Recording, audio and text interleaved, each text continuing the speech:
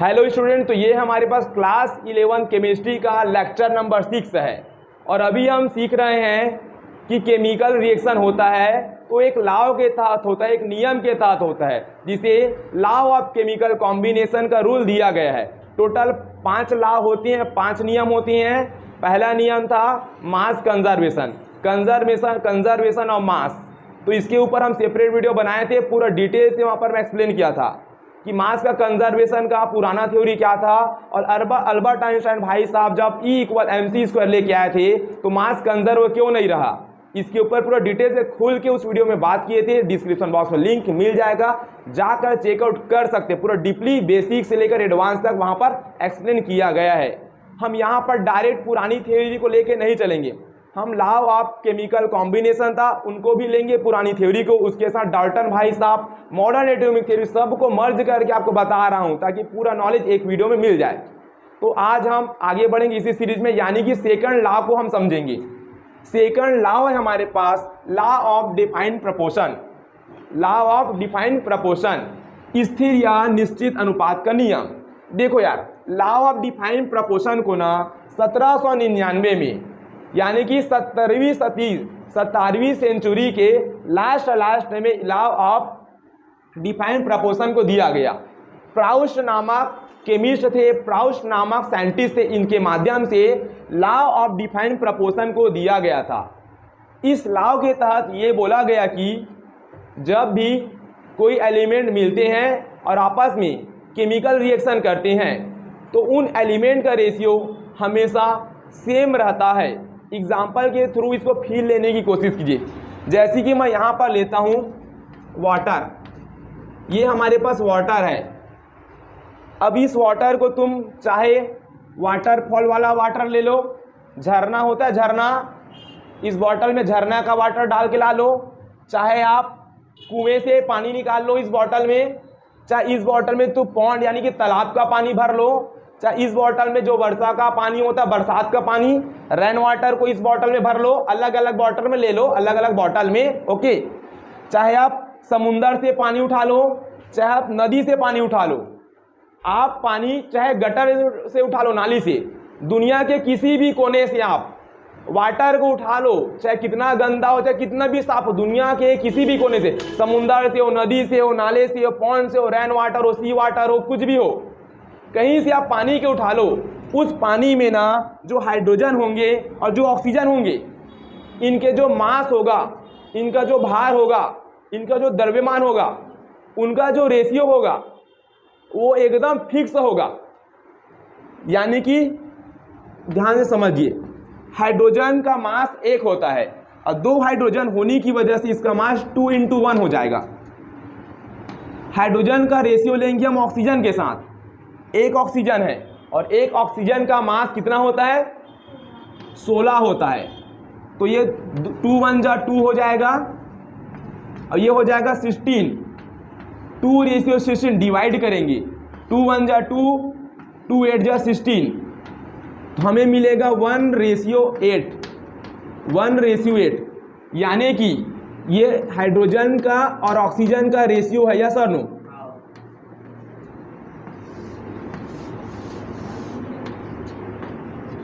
है, यानी कि क्वेश्चन में law of defined proportion, law of fix proportion बोल सकती हैं। ये रूल साफ साफ खुली नजरों से ये कहना चाह रहा है कि दुनिया में तुम पानी को, वाटर को कहीं से भी उठा के ला लो, हाइड्रोजन और ऑक्सीजन 2 एलिमेंट है, इनका रेशियो हमेशा फिक्स होगा। कितना होगा? 1:8। आप वाटरफॉल का पानी ला लो, उसमें भी हाइड्रोजन और ऑक्सीजन को रेशियो आएगा ना, 1:8 मिलेगा। चाहे आप रेन वाटर ले लो, रेन वाटर में भी क्या होगा, हाइड्रोजन और ऑक्सीजन होंगे, उनका जब रेशियो निकालोगे तो भी 1:8 मिलेगा। इसी रूल को बोला जाता है लॉ ऑफ फिक्स प्रोपोर्शन, निश्चित अनुपात। कहीं से भी पानी उठा लो, सब में हाइड्रोजन और ऑक्सीजन 2 एलिमेंट का अनुपात क्या होगा, निश्चित होगा, निश्चित। सही बोल रहा हूं कि समझ गए? चलो ठीक है, इस पार्ट को रफ करता हूं मैं। अब यहां पर देखना, अब देखो कार्बन और ऑक्सीजन को जब मैं मिलाऊंगा तो कार्बन डाइऑक्साइड गैस बनता है। कार्बन और ऑक्सीजन को जब मिलाएंगे तब क्या बनेगा? कार्बन डाइऑक्साइड गैस बनेगा। तो कार्बन डाइऑक्साइड गैस बना लिया मैं। ठीक इसी प्रकार जब sodium hydrogen carbonate, class 10th में हम पढ़े थे, सोडियम हाइड्रोजन कार्बोनेट ये खाने का सोडा है। क्या है? खाने का soda, baking soda. Baking soda एक बेस होता है। क्या होता है? बेस यानी कि क्षार। बेकिंग सोडा में जब हम HCl एसिड मिलाते हैं, क्या मिलाते हैं?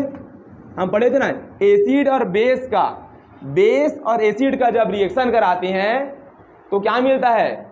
सॉल्ट मिलेगा, वाटर मिलेगा और कार्बन डाइऑक्साइड गैस मिलेगा। पढ़े थे। ये कौन सा है? Metal carbonate. मेटल कार्बोनेट या मेटल हाइड्रोजन कार्बोनेट का रिएक्शन एसिड के साथ कराते हैं, सॉल्ट मिलेगा, वाटर मिलेगा और कार्बन डाइऑक्साइड गैस रिलीज होगा। क्लास 10th में एसिड बेस सॉल्ट में ये रिएक्शन हम पढ़े थे। चलो सॉल्ट क्या बनेगा? Na2CO3 sodium carbonate. ये क्या है? Washing soda. और क्या बनेगा? वाटर। और क्या बनेगा?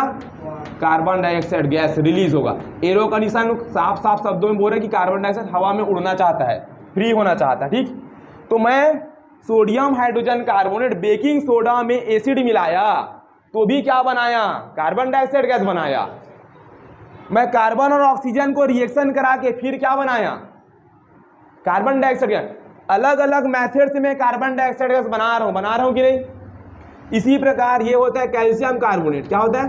Calcium carbonate. चूना पत्थर। कैल्शियम कार्बोनेट लाइम स्टोन का फॉर्मूला होता है, चूना पत्थर का सूत्र होता है। कैल्शियम कार्बोनेट की जब तुम गर्म करोगे, हाई टेम्परेचर पर गर्म करोगे तो तुम्हें कैल्शियम ऑक्साइड मिलेगा। कैल्शियम ऑक्साइड होता है ओनली लाइम। कैल्शियम कार्बोनेट यानी कि लाइम स्टोन, कैल्शियम ऑक्साइड यानी कि ओनली चूना, लाइम। और कौन सी गैस रिलीज होगी? कार्बन डाइऑक्साइड गैस रिलीज होगी। तो यहां पर मैं 3 मेथड से कार्बन डाइऑक्साइड बनाने की कोशिश किया। पहला मेथड कार्बन ऑक्सीजन को मिला के कार्बन डाइऑक्साइड गैस बनाया। दूसरा अलग मेथड यूज किया मैं कार्बन डाइऑक्साइड के लिए, मैं खाने का सोडा में एसिड डाल दिया, फिर भी कार्बन डाइऑक्साइड गैस बना। घर में भी कर सकते तुम, खाने का सोडा ले लो, नींबू निचोड़ दो, जो गैस रिलीज होगा कार्बन डाइऑक्साइड गैस होगा। कैल्शियम कार्बोनेट लाया मैं, चूना पत्थर गर्म किया हाई टेम्परेचर पर, फिर भी क्या बनाया? मतलब यहां पर हमने 3 अलग अलग प्रोसेस से सिर्फ कार्बन डाइऑक्साइड गैस बना के दिखाए हैं। अब चेक करते हैं क्या अलग अलग प्रोसेस से जो गैस बना है कार्बन डाइऑक्साइड गैस, इसमें कार्बन और ऑक्सीजन का रेशियो फिक्स है या नहीं? चेक करें, करते हैं। इसमें देखो कार्बन 1 है और एक कार्बन और ये ऑक्सीजन। एक कार्बन का मास कितना होता है? 12। ऑक्सीजन 2 है, एक ऑक्सीजन का मास 16 होता है, तो 2 का 32। डिवाइड करेंगे, इसको जब डिवाइड करेंगे कितना मिलेगा? 3:8 मिला। यानी कि कार्बन और ऑक्सीजन एलिमेंट का रेशियो 3:8 मिला। यहां पर भी जब करेंगे तो 3:8 मिलेगा, यहां पर भी जब निकालेंगे तो 3:8 मिलेगा। यानी कि कार्बन डाइऑक्साइड गैस को मैं अलग अलग मेथड से बनाया, फिर भी कार्बन और ऑक्सीजन एलिमेंट का रेशियो मुझे 3:8 मिला। यानी कि हम साफ शब्दों में बोल सकती हैं, जब जब कार्बन डाइऑक्साइड गैस का नाम आएगा तब तक दिल में एक ही नाम आएगा कि कार्बन और ऑक्सीजन का रेशियो कितना है? 3:8 है। फिक्स है।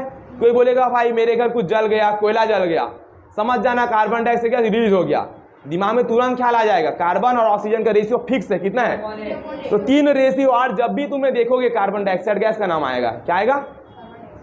3:8। जब जब देखो दिमाग में आना चाहिए carbon dioxide gas, fix ratio है। चाहे कार्बन डाइऑक्साइड गैस मैं कहीं से भी उठा लाया हूं, ठीक है। अब एक बात पते की बता रहा हूं, ये रूल तब का है 1799 का है, जब जॉन डाल्टन भाई साहब अपना एटॉमिक थ्योरी नहीं दिए थे, तब का रूल है, समझे। अब जब जॉन डाल्टन भाई साहब आए ना, जॉन डाल्टन भाई साहब आए, फिर भी वो सेम यही रूल को एक्सप्लेन किए थे, सेम यही रूल को किए थे कि नहीं किए थे? किए थे, है ना। और जब मॉडर्न थ्योरी आई एटम का जब मॉडर्न थ्योरी आया, कब आया? जब 19वीं सेंचुरी खत्म हुआ और 20वीं सेंचुरी स्टार्ट हुआ, तब मॉडर्न एटॉमिक थ्योरी आया।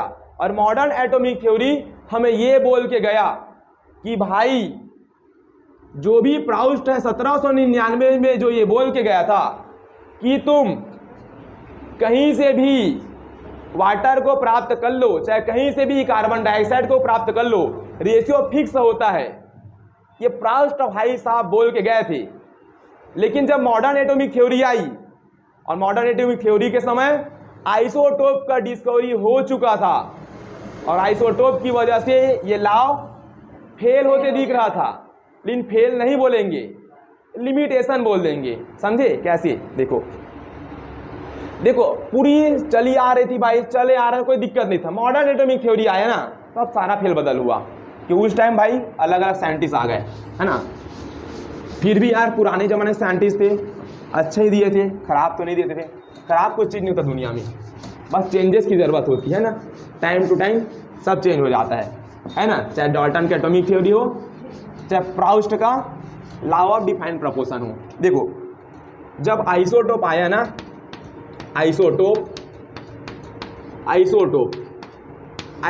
क्या होता है भाई?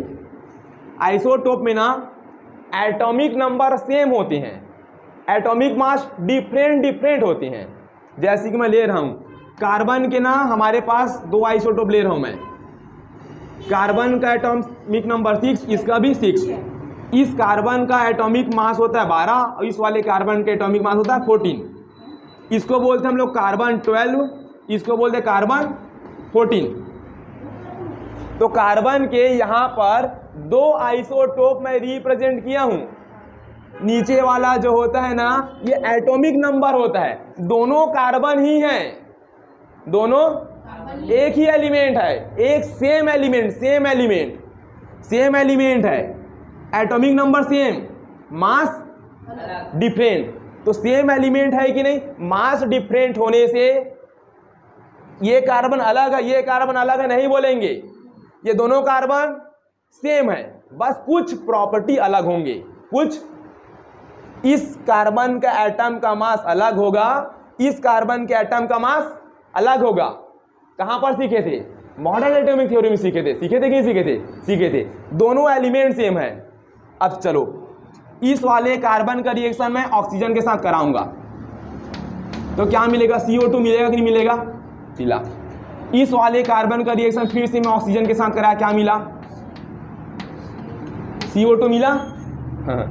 तो अब बात आती है प्राउस्ट की। अगर मैं बात सुनूंगा ना, तो दोनों कार्बन डाइऑक्साइड गैस है, और दोनों कार्बन डाइऑक्साइड गैस में एक कार्बन है और 2। तो प्राउस्ट के नियम से चलूंगा तो दोनों का रेशियो 3:8 आना चाहिए। कितना आना चाहिए? क्योंकि प्राउस्ट ने क्या बोला था? कार्बन डाइऑक्साइड जब जब बनेगा दुनिया में, तब तक कार्बन और ऑक्सीजन का रेशियो फिक्स होगा। और रेशियो बोल के गए थे 3:8 होगा। चेक करते हैं यहाँ पर कितना मिलेगा? 3:8 अभी मिला था ना, इसी कार्बन का निकाले थे। यहाँ पर निकालो, इस कार्बन का कितना हो गया? 14 रेशियो।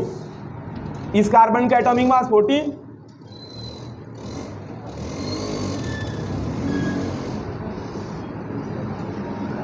यहाँ पर 2 ऑक्सीजन है, एक ऑक्सीजन 16, तो 2 ऑक्सीजन का 32 डिवाइड करेंगे। 2 7 जा 14, कितना मिला? 7:16। अगर मैं प्राउस्ट की बात मान रहा होता ना मॉडर्न जमाने में, तो ये रूल गलत है। क्योंकि प्राउस्ट भाई साहब बोलते हैं जब जब कार्बन डाइऑक्साइड बनता तब तक 3:8 ही मिलना चाहिए, चाहे कार्बन डाइऑक्साइड किसी भी सोर्स से क्यों ना प्राप्त किया गया हो। चाहे घर के सोडे में HCl मिला दो और कार्बन डाइऑक्साइड बना लो, या कैल्शियम कार्बोनेट के जला दो, कार्बन डाइऑक्साइड बना लो, कोयले को जला लो, कार्बन डाइऑक्साइड के बाद बना लो, है ना। सब में रेशियो फिक्स होता है, प्राउस्ट भाई साहब बोलते हैं। लेकिन जब से आइसोटोप का डिस्कवरी हुआ ना, तब से सारा चीज गड़बड़ हो गया। आइसोटोप में क्या हुआ? आइसोटोप की हेल्प से भी कार्बन डाइऑक्साइड गैस बनाए कि नहीं बनाए? दोनों में वही कार्बन है, दोनों में वही ऑक्सीजन है, बस कार्बन का आइसोटोप आ गया तो उसका मास चेंज हो गया। ये कार्बन डाइऑक्साइड जैसा है भाई, ये भी वैसा है कार्बन डाइऑक्साइड गैस। समझ पा रहे हो? तो यहां पर रेशियो 3:8, यहां पर रेशियो, अब बोल सकते हो क्या फिक्स हो सकता है? तो ना प्राउस्ट का एक लिमिटेशन है, बोल सकते, क्या बोल सकते हैं कि प्राउस्ट भाई साहब थे ना, उस टाइम आइसोटोप का डिस्कवरी नहीं हुआ था, और उस टाइम आइसोटोप का डिस्कवरी हुआ होता तो क्या प्राउस्ट भाई साहब ये बोल के नहीं जाते? क्या जाते भाई, जरूर जाते। अब नहीं हुआ था तो नहीं हुआ था। बाकी अपने हिसाब से इसका लाभ आज भी काम आ रहा है कि नहीं आ रहा है? आइसोटोप को छोड़ दो तुम, आइसोटोप को छोड़ दो और पानी को तुम कहीं से भी प्राप्त कर लो, रेशियो सेम मिलेगा? मिलेगा ना? मिलेगा। समझे? देखो अब प्राउस्ट का एक और लिमिटेशन है, प्राउस्ट का एक और लिमिटेशन है, क्या समझना बारीकी से। देखो देखो यहां पर मैं सूत्र लिख रहा हूं, C2H5OH, क्लास 10 में पढ़े थे, एथेनॉल होता है। क्या होता है ये? एथेनॉल। इसका ना निकालो जल्दी, कार्बन हाइड्रोजन ऑक्सीजन का रेशियो तड़फड़ निकालो जल्दी, एथेनॉल का। ठीक है, निकालो। कितने कार्बन यहाँ पर? 2 कार्बन, 2 कार्बन तो मास 12, एक कार्बन का मास 12, तो 2 कार्बन का 24। हाइड्रोजन 6 है, कितना है? 6। अरे सॉरी 6 क्यों लिख रहा हूँ यार, हाइड्रोजन 6 है तो 6 ही तो है, सॉरी। ठीक है, ऑक्सीजन कितने हैं? एक ऑक्सीजन का मास कितना होता है? 16। 2, ठीक है। देखो 2 कार्बन है, एक कार्बन का मास 12 होता है, तो 2 कार्बन का मास 24 हो गया। हाइड्रोजन 5 है और एक 6 है, तो एक हाइड्रोजन का मास 1 होता है, तो 6 हाइड्रोजन का मास 6 हो गया। एक ही तो ऑक्सीजन है भाई, छोटा सा, एक ऑक्सीजन का मास 16 होता है। चलो डिवाइड करो, 12, 2 से जाएगा ना, 2 3 जा 6, 2 8 जा, डिवाइड होगा ना भाई, सब होगा तभी ऐसा लिख पाएंगे, सब का सब। अब नहीं होगा, कॉमन है क्या? नहीं। तो एथेनॉल में कार्बन हाइड्रोजन और ऑक्सीजन का रेशियो कितना मिला? 12:3:8। क्या नया है? नया अब होगा, कमाल अब होगा। प्राउड भाई साहब को धमकियां मिल रही है भाई ना। एक फॉर्मूला ये होता है CH3O, ये ईथर का फॉर्मूला होता है। किसका? ईथर का, क्लास 10 में पढ़े थे हम लोग। किसका फॉर्मूला है? ईथर का। इसका भी करो। कितने कार्बन है दोस्त? 2 कार्बन, टोटल कार्बन 2, तो 2 कार्बन का मास 24। कितने हाइड्रोजन है? 6। ऑक्सीजन कितने हैं? 1, तो एक ऑक्सीजन का मास कितना हो जाएगा? 16। 2 से डिवाइड करो, 12 मिलेगा, 2 3 जा 6 मिलेगा, 2 8 जा 16। कमाल क्या हो रहा है मालूम है? कमाल एक ही चीज हो रहा है, हमारे पास कंपाउंड अलग है। देखो कंपाउंड, ये कंपाउंड एथेनॉल है, ये कंपाउंड ईथर है। और प्राउस्ट भाई साहब क्या बोलते थे? अगर तुम्हारे पास कंपाउंड सेम है ना, कंपाउंड सेम है, तब तुम्हें रेशियो फिक्स मिलेगा। कंपाउंड सेम है तो रेशियो फिक्स मिलेगा। अगर मैं वाटर को तालाब से लाया हूं, वाटर को मैं रैन वाटर भरा हूं, तो दोनों वाटर का रेशियो क्या होगा? फिक्स, क्योंकि तालाब का पानी भी वाटर है, रैन वाटर भी वाटर है, समुद्र का पानी भी वाटर है, वाटर वाटर, एक ही कंपाउंड वाटर वाटर वाटर, तब रेशियो फिक्स था कि नहीं? लेकिन यहाँ पर डिफरेंट कंपाउंड होने के बावजूद रेशियो फिक्स मिल रहा है, मिल रहा है कि? प्राउस्ट भाई तो ऐसा नहीं बोले थे। प्राउस्ट भाई सब ये बोले थे कि यदि कंपाउंड सेम है, कंपाउंड, तू कार्बन डाइऑक्साइड तो तू भी कार्बन डाइऑक्साइड, तो दोनों कार्बन डाइऑक्साइड का रेशियो सेम मिलेगा। तू हाइड्रोजन, तू पानी तो तू भी पानी, चाहे समुद्र का हो चाहे नाले का हो। हाइड्रोजन और ऑक्सीजन का रेशियो इस पानी का भी सेम, नाले का भी सेम, क्योंकि दोनों कंपाउंड एक ही है, चाहे उसको किसी भी सोर्स से क्यों ना लाया गया हो। लेकिन यहाँ पर कंपाउंड तो अलग अलग हैं, फिर भी रेशियो क्यों सेम मिल रहे हैं? प्राउस्ट भाई साहब जवाब नहीं दे पाए, है ना। तो प्राउस्ट भाई साहब का रूल अप्लाई करना है तो 2 लिमिटेशन लगा दो। पहला आइसोटोप, दूसरा कंपाउंड अलग अलग होने के कारण भी रेशियो ऐसे में तो कोई बोल देगा भाई तू भी एथेनॉल है, बोल देगा कोई बोलेगा भाई 12:3:8 एथेनॉल है, प्राउस्ट भाई साहब बोल के गए हैं। अब ये भाई साहब बोल रहा भाई ये ईथर भी तो है, ये ईथर भी है, तब सारा चीज गड़बड़ हो गया कि नहीं हो गया? हो गया। तो प्राउस्ट भाई साहब के पास 2 लिमिटेशन होगा। इस सब कब का खेल है यार? मॉडर्न एटॉमिक थ्योरी जब से पूरा धूम मचा दी है ना, तब तक प्राउस्ट का नियम मस्त चले जा रहा था, कोई दिक्कत वाली बात नहीं थी, समझ गए? तो ये होता है हमारे पास law of defined proportion. Exam में आएगा तो क्या लिखेंगे? एग्जाम में आएगा ना भाई, तो भाई सिंपल सा लिखना, तुम्हें आइसोटोप को उदाहरण नहीं देना है, तुम्हें ये दोनों कंपाउंड को उदाहरण नहीं देना है। ये तो मैं मॉडर्न एटॉमिक थ्योरी आया तब की बात बता रहा हूं।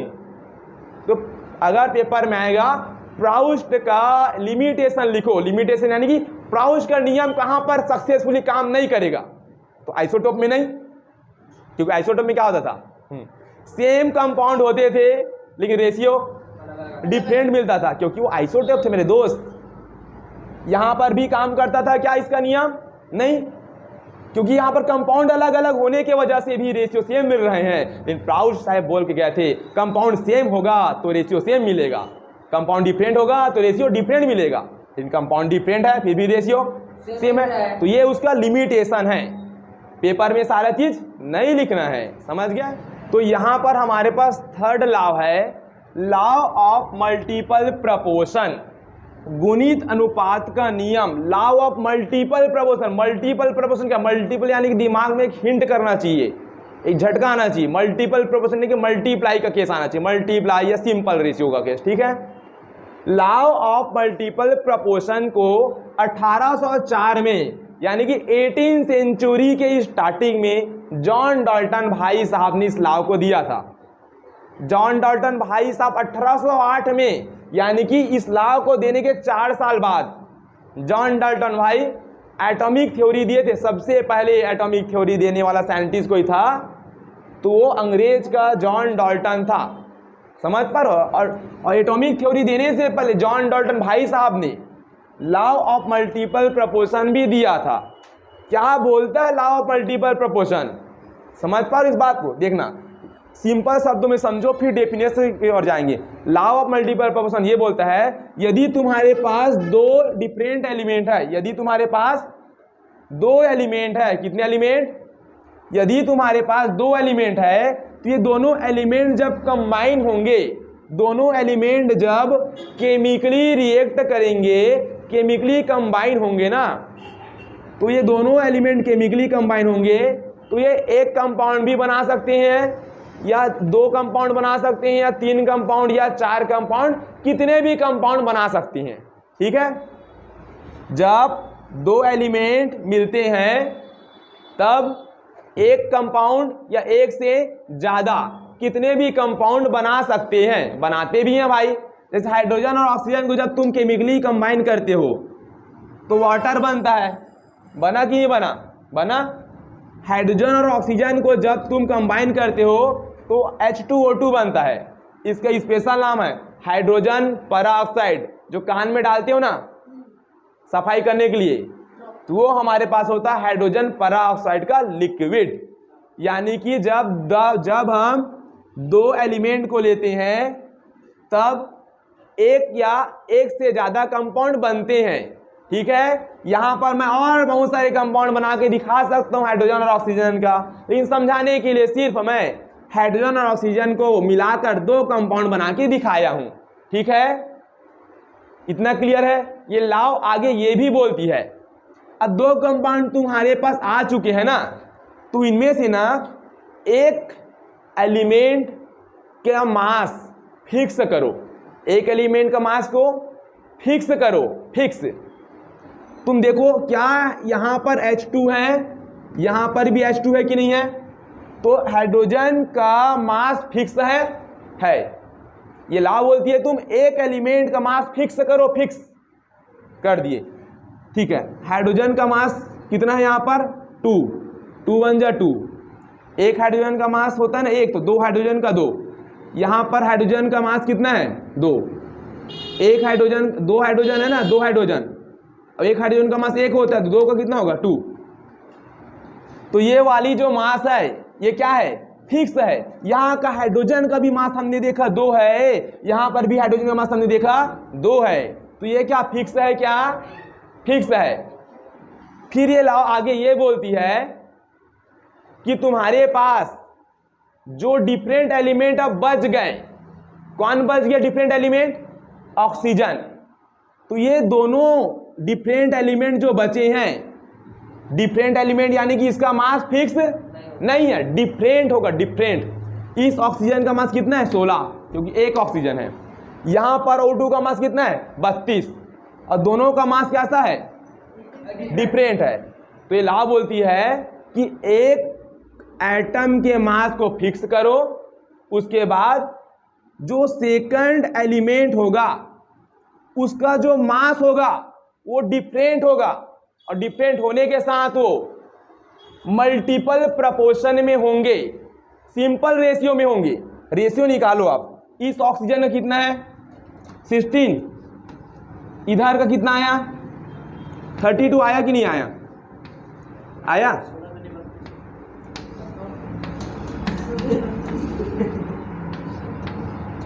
कितना मिला 1:2 मिला, कितना मिला 1:2 मिला। 1:2 क्या 1 के टेबल में 2 आता है, 1 1 जा 1, 1 2 जा 2।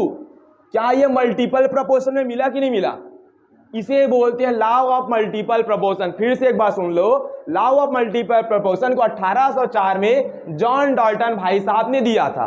जॉन डाल्टन भाई साहब ये बोलते हैं कि यदि आप इफ 2 एलिमेंट कंबाइन, यदि आप 2 एलिमेंट को कंबाइन करोगे, जैसे मैं यहाँ पर हाइड्रोजन और ऑक्सीजन 2 एलिमेंट लिया हूं और इसको मैं केमिकली जब कंबाइन करूंगा, जब कंबाइन करेंगे ना तो फॉर्म यानी कि बनेगा, क्या बनेगा, मोर देन 1 कंपाउंड। यानी कि जब 2 एलिमेंट को आप केमिकली कंबाइन करोगे तो मोर देन 1 कंपाउंड बनेगा, यानी कि एक या एक से ज्यादा कंपाउंड बनेगा। जैसे कि यहां पर मैं 2 कंपाउंड बना के दिखाया हूं, एक वाटर और एक हाइड्रोजन परऑक्साइड, ठीक है। Then different mass of 1 element, और एक एलिमेंट का मास कैसा होगा, डिफरेंट होगा। यहां पर ऑक्सीजन एक एलिमेंट है और इस ऑक्सीजन का मास कैसा है, डिफरेंट है।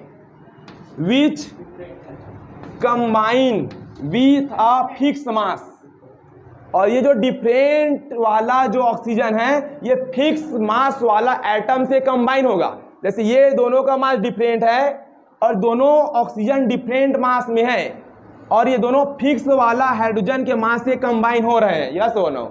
इसका भी 2 है एटॉमिक मास, इसका भी एटॉमिक मास 2 है, और दोनों ऑक्सीजन का मास डिफरेंट है और दोनों ऑक्सीजन फिक्स मास वाले हाइड्रोजन से कंबाइन हो रहे हैं। तब आगे लाओ ये बोलती है of other element bear a simple ratio two 1 another. अब उसके बाद तुम्हारे पास जो डिफरेंट मास वाला एलिमेंट है ना, उसका जब तुम रेशियो निकालोगे, जैसे यहाँ ऑक्सीजन एक बार था, यहाँ ऑक्सीजन 2 बार था, दोनों ऑक्सीजन का मास डिफरेंट था, तो डिफरेंट वाला का जब रेशियो निकालोगे तो इसका रेशियो हमेशा मल्टीप्लाई में मिलेगा, मल्टीप्लाई में किसी ना किसी के टेबल में जरूर मिलेगा, मल्टीप्लाई 1:1 के टेबल में 2 आता है, ठीक है। यहाँ पर लिखो, यहाँ पर ऑक्सीजन डिफरेंट है डिफरेंट, देखो इसका 16 इसका 32, तथा हाइड्रोजन फिक्स है, इधर भी हाइड्रोजन फिक्स, इधर भी हाइड्रोजन फिक्स। तब डिफरेंट एलिमेंट का रेशियो सिंपल होता है या मल्टीपल होता है कि नहीं। तो ये होता है लॉ ऑफ मल्टीपल प्रोपोर्शन। कुछ क्वेश्चन दे रहा हूं, घर पे ट्राई करना, ठीक है। तो यहां पर मैं दे रहा हूं तुमको कार्बन एंड ऑक्सीजन, यहां पर मैं तुम्हें 2 एलिमेंट दिया हूं, ठीक है ना। कार्बन और ऑक्सीजन को रखना, और कार्बन और ऑक्सीजन से इधर बनाना कार्बन मोनोऑक्साइड, और एक तरफ बनाना तुम कार्बन डाइऑक्साइड। यहाँ पर इस कार्बन और इस कार्बन को फिक्स कर देना, फिक्स है कि नहीं, और इस ऑक्सीजन का मास डिफरेंट है। तो दोनों ऑक्सीजन का मास का जब रेशियो निकालोगे तो कैसे मिलेगा, मल्टीपल में, यानी कि सिंपल रेशियो मिलेगा, मिलेगा कि नहीं मिलेगा, मिलेगा। घर पे इसको ट्राई करो।